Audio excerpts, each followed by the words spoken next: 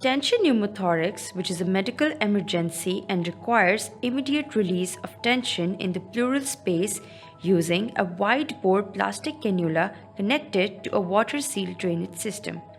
The tube thoracostomy and appropriate antibiotic therapy or the anti-tuberculosis treatment may be necessary.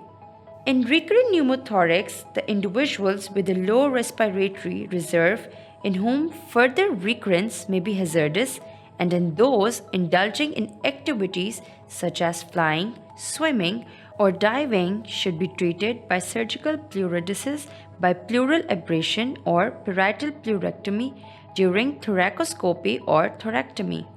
Next, we have the management, in which drainage is not required for small, virtually asymptomatic primary spontaneous pneumothoraces, but is in all symptomatic patients, in which initial trial of aspiration is often appropriate.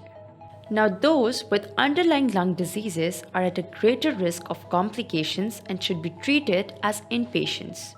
Surgical treatment with pleural abrasion or pleurectomy to obliterate the pleural space is used for non-resolving pneumothoraces after tube drainage and for recurrent pneumothoraces. Then, in airplane travel, patients with pneumothorax should not fly for 3 months. This is because the pressure changes lead to expansion of the gas in the pleural space, and so it leads to a tension pneumothorax. Now, moving on to prognosis, with adequate drainage, even in the presence of underlying lung disease, resolution can almost always be achieved. After primary spontaneous pneumothorax, 30% of patients have a further episode within 5 years. After a second episode, the recurrence rate rises above 50% and surgical pleurodesis is therefore usually recommended, which is a procedure that uses medicine to adhere your lung to your chest wall.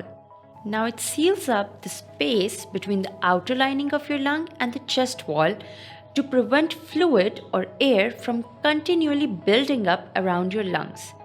Recurrence is extremely unusual following pleurodesis.